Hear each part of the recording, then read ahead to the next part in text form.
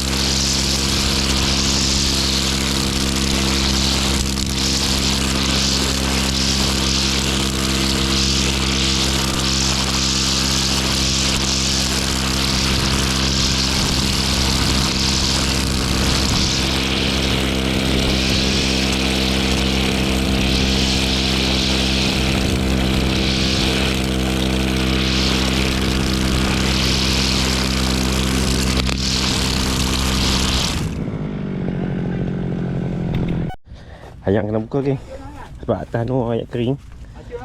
So nasib baik dia tak jangan menjadi mai habaq. Ani racun lah. Ha? Racun eh. Dok lagi. Apa?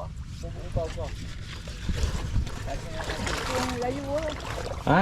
Layu ah. Racun tu. Dok lagi apa abang Sam baru suruh beli racun.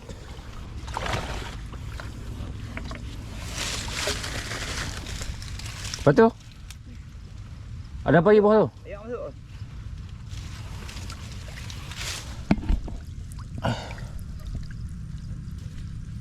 Ha, berasa dah. Ha, dah. Sama nampak. Kita buat bendang ni, geng.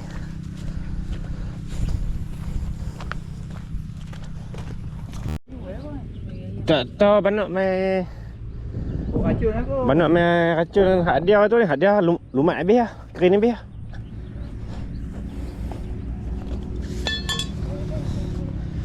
Racun loyan jangan pakai racun apa? Ni apa? Ni apa? Ha?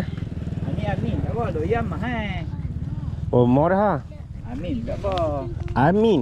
Ha. AMIN. Amin. Kedai hitam tu tahu. Kedai mana apa dah? Ada duitnya. Pak tu mahal tu. Dalam 60 70 Oh, lah. loyan mahal ya. Oh, loyan 100 lebih, 140. Tu. Dia ambil tu. Banyak abang tu lah masalah family lah bang.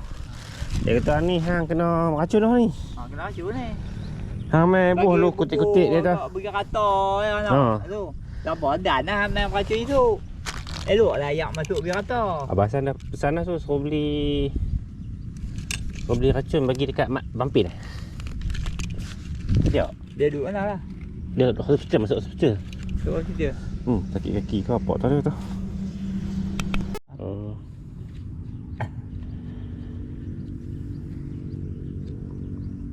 Ayak laju tu. Kasih dia Slow nak lah. abang ada kasih malu kata nak ajak orang kasih dia tu. Ambil cuba banyak tak? Dia nak cari racun ke apa senang. Kalau boloyan bunga budak ke ada ni. Macam mana nak add dia bang? Take number lah. Cek nombor. Kosong. Kod je nombor.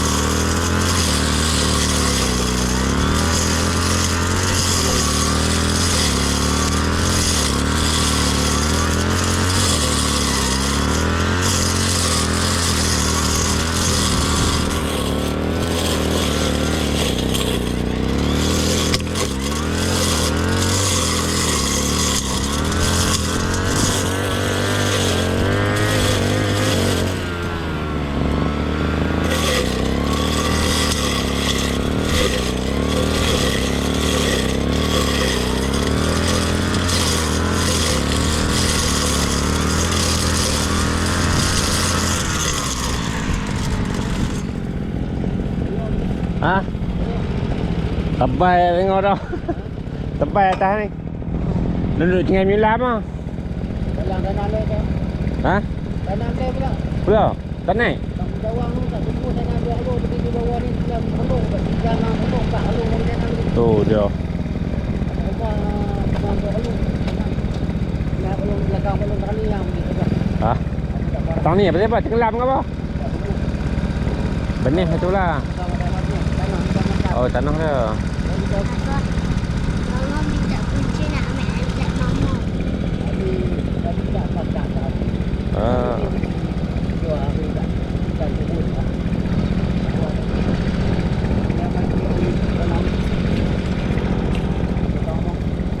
Tak.